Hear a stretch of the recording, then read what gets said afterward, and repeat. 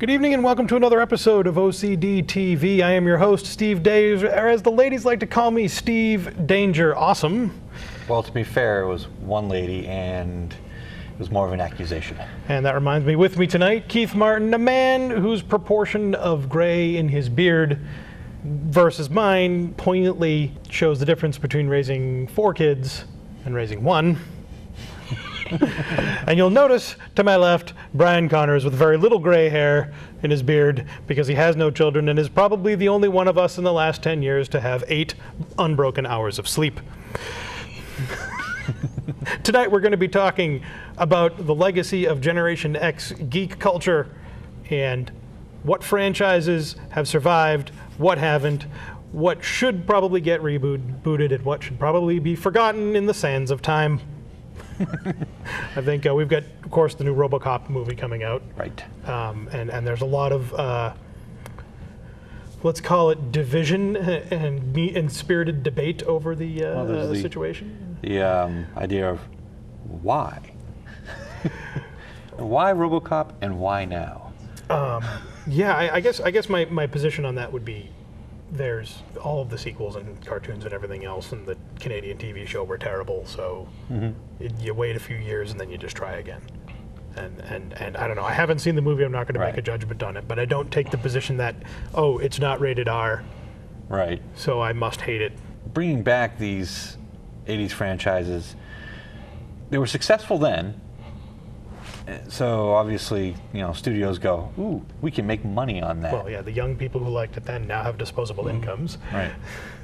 Or they have children who go, oh, I loved that when I was a kid. Here, you should see this. Yes, that's why my son has a giant pile of Transformers. Right.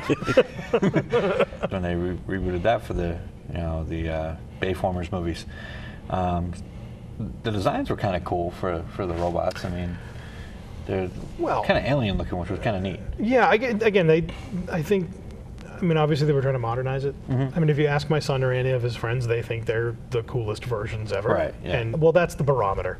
Right. What do the kids think? I mean, obviously, those movies made tons and tons of cash. Right. So all of the decisions Michael Bay made were the correct ones, regardless of who he alienated. Because he made money. That's all there is to it. I mean, they were going with a completely new aesthetic. You know, obviously they, with the Pretender in the second movie, they obviously created, it was a robot that had some way of creating flesh-like texture.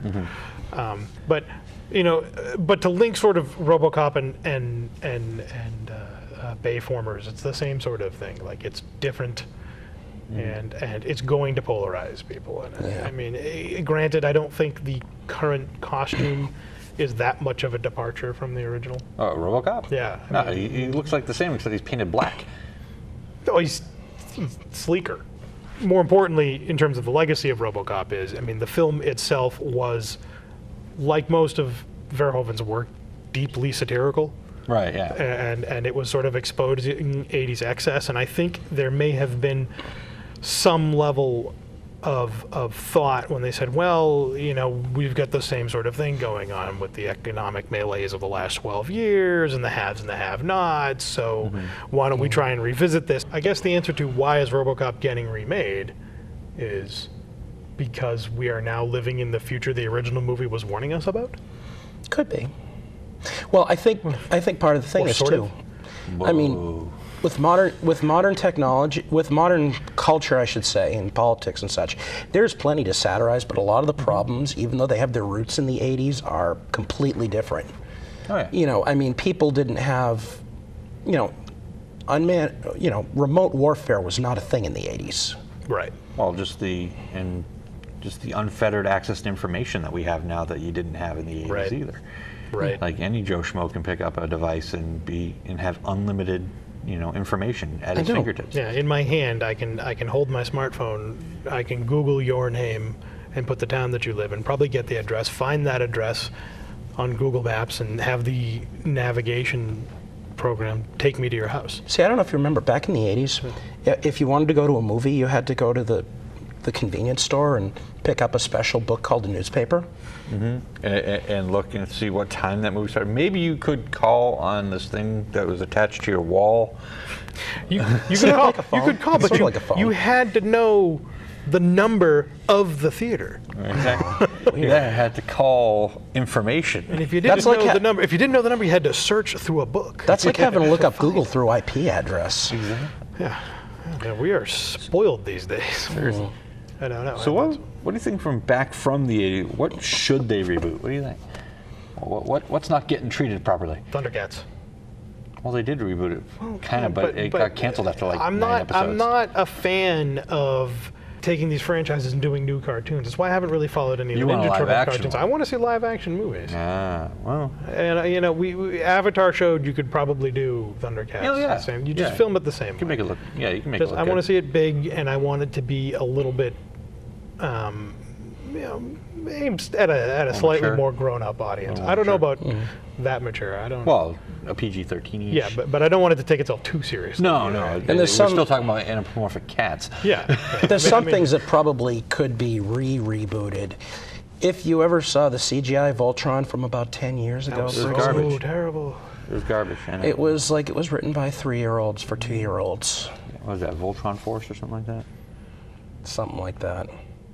Well, I think that's sort of an odd decision-making process. Like when they have a legacy IP and they're trying to make money off it. Okay, what do we do? Who do we go for? I mean, Hasbro has been consistently profitable with Transformers forever.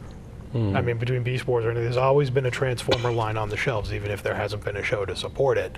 And so I think people who owned something like Voltron or Thundercats or anything else like Masters of the Universe was like, well, let's try and let's quickly get something cheap out there that we can make action figures for and get the nostalgia wave there. But I think the best way to capture that nostalgia is to do a live action film. Yeah. With recognizable actors and a good director and all that sort of thing. Which I don't know. Maybe. I mean, I think there was a flourishing of ideas in the 1980s because of the deregulation. Of the toy industry, where prior to 1980 you couldn't have a toy line based on a cartoon because it was considered unfair competition to people who didn't have an associated cartoon. That was revoked, along with a number of other things, by Congress and the Reagan administration. Obviously, it was part of his agenda, along with revoking the Fairness Doctrine and a number of other regulations. The amount of time you could have for commercials, that sort of thing. And so we ended up having essentially these 22-minute toy commercials to watch when we got home from school every day. And it was awesome. And every year there was like 5 new ones. Some of them were really well written, but like for example, you have something like Spiral Zone. Spiral Zone was great. I love Spiral That was Zone. weird though. It was weird, but it was one of my really favorites. Weird. Like that. And Jason the Wheeled Warriors was another one right there. Yeah. Oh, that was wow. The mastermind. Don't see plants move like that even when you have a house full of Venus flytraps. That's it. I want a reboot of that. There we go. Jason the Wheeled Warriors. Bring it back. There we go. Again, it was sort of the plot Star being, Blazers, but they kind of did that with the live-action Japanese movie. Well, I think there's still like rights in the States to do a live action, and that's why they have. Well, I guess the Blu-ray is available. That you can get it. But somebody stateside has film rights for that. So Space Battleship Yamato. You can buy it on Amazon. Blu-ray. I can guarantee you somebody owns the rights to it. And that's whoever had Star Blazers in the United States. I mean, after the success of Transformers, there was talk of all of them being rebooted. Yeah. Voltron's been in development hell for like 8 years now. I mean, it's sort of. Bring me Transwar Z. Make it happen. I think the Mazinger fans would have a problem with that. What's that? I think the Mazinger fans would have a problem with that. As far as I know, most of them consider Transor to be a mutilation even bigger than Robotech was to Macross. But I mean, and Voltron was a mutilation of Go Lion. But I mean, if you do a live action adaptation ostensibly aimed at an adult market, you can make up for all of that and just call it one thing here and something else in another country. I mean, it's that easy.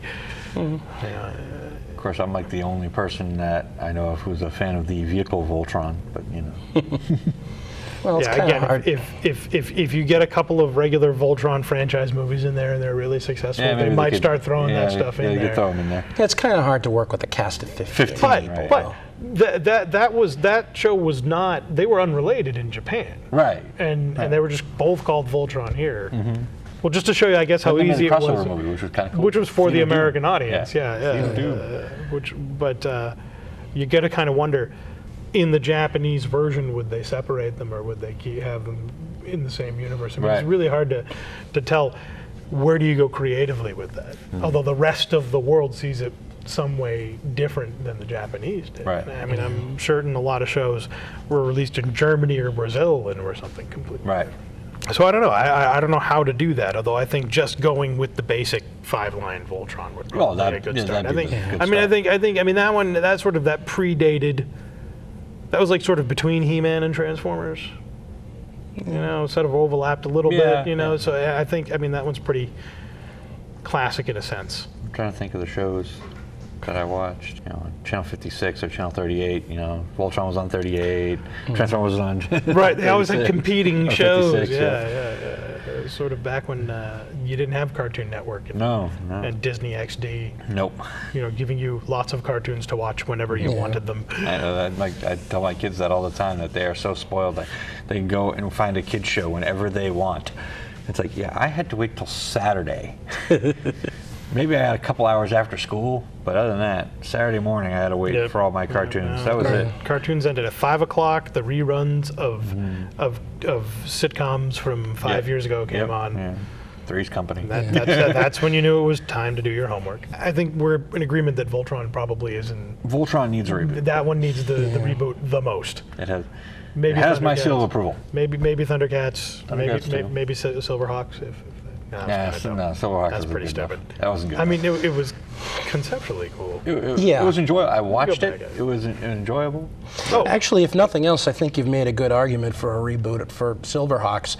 Conceptually good idea, terrible in the original execution. I don't think anybody's that wholly wedded to it. Right.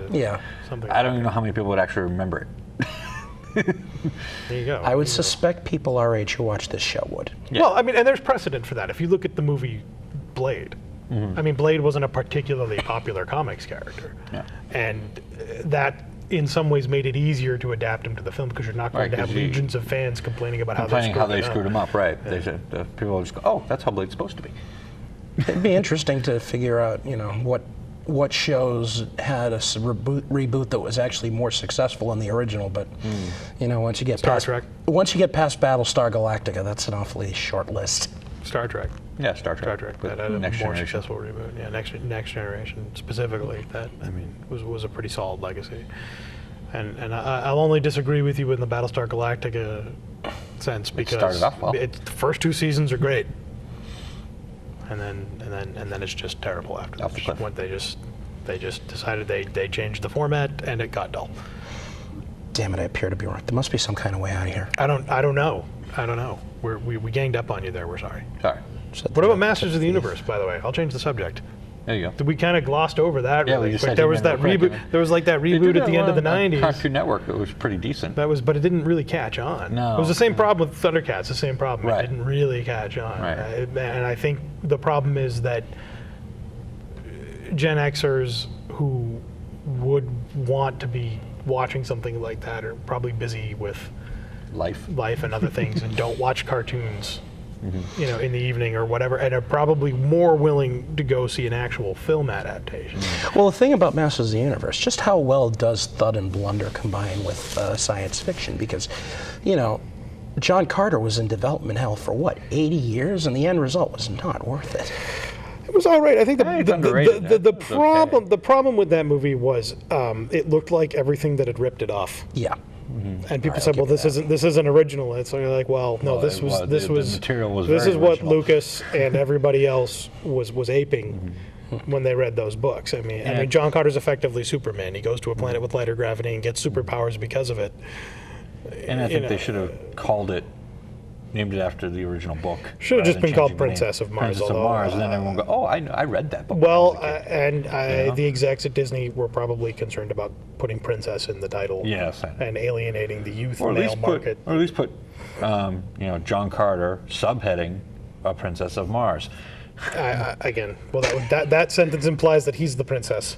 Yeah, gender variance and Thud and Blunder don't I go don't together again, very well. It's hard to say. I mean, all of this work is derivative, Right. Yeah. so it's really hard to There's say no such thing as original anymore. whether or not Everything's been done. one particular version has got a bigger uphill battle than another. Basing something on a pre-existing franchise is a safe bet, though it doesn't always work. Right. Well, Cloverfield is just Godzilla from ground level. Well, yeah, exactly. I mean, we all knew what it was referencing. I mean, Right. it was sort of like, and it was made on the cheap, so it made its money back. And I think it's. I'm excited. Godzilla's coming. See now. Oh no, they say he's got to go. Go big Godzilla. Woohoo! You know that history shows again and again. All nature points out the following. Yeah. No, but I'm really excited for that new movie coming out. That makes me very happy. Yeah. Well, I mean, obviously, I mean, and this is sort of like. That's kind of another reboot, really. Well, it is a total Yeah. reboot, but it's an American filmmaker who's taking the source material and saying, okay, this is what Godzilla looks like. This is iconic. This is what Right. Rather than trying people to change expect to see. He's trying to make Godzilla. Yeah, I mean, it's. Why did Roland Emmerich change the way he looked? Why did he Because he take away could. the fire breathing? Well, I think there was sort of this idea that we need to make it like Jurassic Park. Right. But when you had something where everybody in the audience as a kid watched all those movies and Right. knew exactly Knew what they Godzilla were. looked This like. is what I was expecting, and I didn't get it. Well, Roland Emmerich's sort of like Zack Snyder, really ambitious, but doesn't have the intelligence to pull it off more than once or twice. Sometimes, I mean, 2012 was good. People malign that film. I think it's his magnum opus. It's okay. I just like what I'm saying is like it's hard. Okay, it has all of the flaws we come to expect in a Roland Emmerich movie. The unscience and the flaws in the plot logic. Right. But it's entertaining It's and it's yeah, fun. fine. And unsatisfied with just blowing up America, he went for the whole world this time, Right. which is great. And I like his thought when the script came across his desk, and he thought, "No, really, you want me to blow up the White House again?" Like, And so this time he did it That's really cute. creatively, and he smashed the USS JFK Into the White House. I mean, just little things like that make it more entertaining than. Of course, then he did White House Down, and I remember watching the trailer going up. They're blowing up the White House? Is this direct? Oh, look, it's directed by Roland Emmerich. like that's his thing now. Yeah, It's like that's what he's known Brad Pitt for. eats. Tom Cruise sprints. Roland Emmerich blows up the White House. And we won't talk about Tom Hanks. What is Tom? Oh, right, he pees. Yes. Yes, that's right. Yeah. You watched that episode of Crack? Yeah, well, no, that's something. That's that you can find these mashups. I mean, it's interesting to see the synergy though. Sometimes when you're all talking about the same ideas, I do like, a lot of things brought up with their podcast and everything else. It's the same stuff we talk about here. They don't own it. True. True, although they have Katie Willard and we don't. Well, no, that's true. Like maybe we'll actually get an actual human, female, girl, lady person here someday. Like we did the first couple of times. Yeah, we've had one or two. But just kind of. So what have they made that they shouldn't have? Wasn't crazy about the G.I. Joe reboot, although the second one kind of made up for that. I mean, although I guess my opinion's in the minority on that one. Yeah, really. Most people like the first one better, but I don't know. The second one got the costumes and everything just way better. So they actually had cool vehicles that looked Like G.I. Joe similar to the vehicles. iconic ones, Admittedly, though, when you cast Dwayne Johnson in a movie, you know exactly what you're getting. Everyone knows exactly what they're getting, and Yes, he's going to be charismatic and fun and have yes, cool one-liners. he puts butts in seats in movies that don't take themselves too seriously. Exactly. And I think that was a good call. Yep. That was To sort of more Rock, less Tatum. Well, I guess if you put Dwayne Johnson and Christopher Walken in the same Although, movie. I mean, let's in defense of the first movie, let's not pick on Marlon Wayans too much. Or is it Marlon or Damon? Which Wayans is it? I don't even remember. There's a lot of them. He's a guy who showed up in a lot of movies where we said, "Oh, really?" But he was does pretty good. Well, it's not even. It's not so much that is that he's our age. He grew up watching all that stuff too. Actually, he might be a little bit older, but he loves all that stuff too. Like he went on and on about how excited he was to be in G.I. Joe. Right. I think it just he has that legacy of being he's a Wayans brother. He's goofy. He comes. This isn't. This is comedy. This needs to be taken more seriously. Yeah, let's be honest. The only Wayans brother anyone would trust to do anything serious is Damon. I don't think it's fair to like say like the Dungeons and Dragons movie. Now there's something that. Oh, okay. Again, there's a joke here. It's coming right at me because I said, "Oh, it wasn't that bad," and then I got pilloried for it forever. Yes, no one trusts your opinion anymore. No. In your defense, and this is what I'll talk about that movie. It wasn't really what anybody expected. It was kind of dumb, I think, was the problem. Yeah. Like it played to a dumb audience. Like Right. they were just like, all right. I mean, this was like right before the Lord of the Rings came out, where it was the '90s, ghetto for fantasy, science fiction, and superhero stuff. I mean, it just wasn't really all there. And so I think the feeling at the time was we have to aim this at a youth market. Right. Who's still playing this stuff. Right. Kind of a thing. Right. But if I, as a dungeon master, had ran that story for a group of players, everevery would have had fun. Yeah, and told me it was the best adventure they had. Yeah.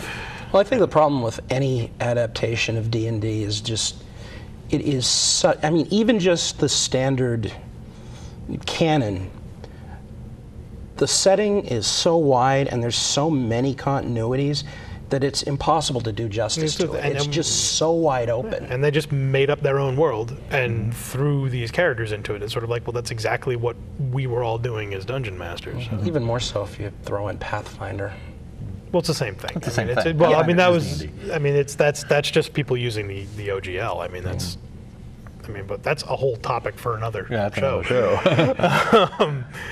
But the response to that movie was a little bit unfair, especially like when it was cast. And again, everybody complaining about a Wayans brothers being in it. Right. And there might be some racism going on there, but. So yeah, in your defense, it wasn't all that bad. Although what I would have liked to have seen way more was an adaptation of the 1980s D&D cartoon. That would have been cool. Now, That needs a reboot. That definitely needs a reboot, a straight reboot. Hey, maybe with Play D&D it straight. Maybe with D&D Next coming out, it catches on. Well, they never did get around to the big reveal in the cartoon. So. No, because it got canceled before it ended. Yeah, Yes. which was unfortunate. But I'm just thinking, seeing War Duke come down fully realized Would be in awesome. CGI would be pretty rad.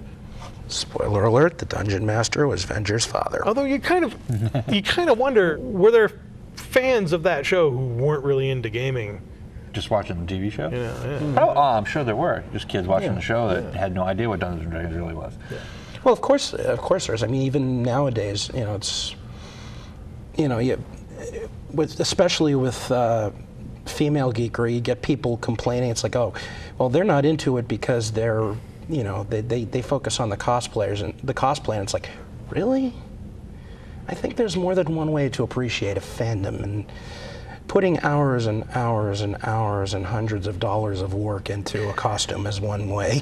Yeah, a guy shows up in a great costume. It's like, oh, hey, cool. A girl does it. Well, it's that same.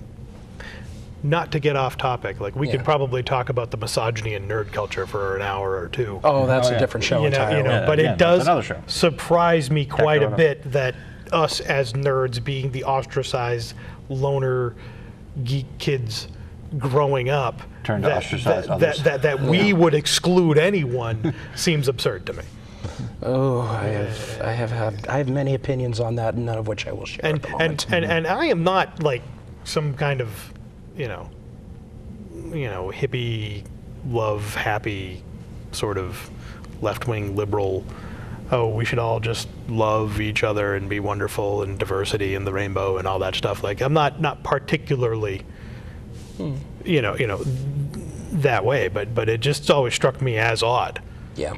That a group of people who were used to being excluded from things and knew really well how bad that felt would then go ever ahead and exclude flick that on anyone. somebody else. Yeah, it's just absurd. I just open the tent and say, everyone, come on in. If anything, I mean, wouldn't you want girls to come and interact with you and have a common interest? Yeah. That's funny. Have you guys ever seen that Darkness Rising Yes. The gamers there. Yeah, yeah. Oh, it's a funny little parody movie, and the It's scene not really a parody. well, no, it's- it's kind of, but not really. But the scene when the girl goes into the gamer shop, and she's walking through, and all of a sudden it's like all the guys are like, oh, and all the heads They're pop all out of just the sort of aisles, looking- like, oh my God, it's a girl. What is she doing here? How come she hasn't been repelled by the stench of sweat and meat snacks? So, any other franchises that you think should be rebooted? Any other franchises from that era? I don't know. I was like the one guy that really liked the Insectars. I don't know that one. Those are ones like you had this guy was riding on like a bug, and like but the bug was a puppet, so you could put your hands through and like move its legs around, and this Don't guy remember that rode. one. I don't know. They just looked cool to me. That and Dino Riders. How about Exo Squad? A new That's Exo Squad. 90s, really. Yeah, but still, it was yeah, awesome. no, Exo Squad did really great writing, and that could definitely deal with the reboot. But that's sort of like, I mean, that's sort of overlapping in the Generation Y gap, but that really cool. didn't totally catch on with those kids who were like really getting into Power Rangers at the time. Right. But yeah, that could probably get revisited too. But there's other stuff in the way first. Masters of the Universe, I think. Definitely. Voltron, definitely. Oh, yeah. Thundercats, maybe. Brave Star. No. I have to admit, I always liked Brave Star's gun, but let's be honest, it was filmmaking. I liked his horse 3030 with his gun that he talked to like it was his girlfriend. That's right. That was just like it's an anthropomorphic horse with a gun that it's in love with. You know what? I'm just going to roll with it. Don't ask questions. Just do it. Also, the first And Wheeled Warriors. I want more Wheeled Warriors. I want to say it was the first kids cartoon with a Native American character as the main character. You could be right, Brave Star was maybe. Native American. He wasn't a white man. or at least it was the first one that wasn't unintentional. Yeah, exactly. Well, Maybe a little. I mean, again, it's sort of they had their head was in the right place. I think. All right, yeah, we won't reboot that one. Yeah. No. All right, so other franchises that have had a big impact. So now let's sort of move on to the ones that have really worked. I mean, we touched on Transformers earlier. Tell me, guys, why do you think Transformers has had such staying power? What is so compelling about the franchise? Well, there's the whole idea that, robots, giant robots smashing things and blowing stuff up is cool. As long as you're telling a semi-decent story and you blow up enough stuff, I mean, that works. was my position on the first movie. It was like, this was fun. I enjoyed this. Right, yeah. I went back and watched the original season of Transformers. That's not very good at all. I regret having done so. Fair enough. It's not as smart as we remember it to have been. Yeah. G.I. Joe too. Although interestingly enough, the original season of G.I. Joe, the first like 6 episodes were like way more violent and well written, but they never got repeated because they didn't conform to the broadcast standards, and so they started sort of with the second season onward, where you didn't really see those first few episodes because they were too violent, too much excessive gun violence. I mean, they had that problem with after slaughtering half the original characters in the Transformers movie. Brilliant. When they decided to release the G.I. Joe movie, clearly Duke dies. And they had a voiceover saying he's gone into a coma. He was intended to die. But even making that decision, they only killed one character in the whole movie. And it's a lot easier to do with robots. Right. But at the same time, they had standards to hold themselves to. Well, that's our discussion for today. Thanks for watching. I'd like to thank Keith and Brian for joining me tonight, and we look forward to seeing you again. Keep being awesome.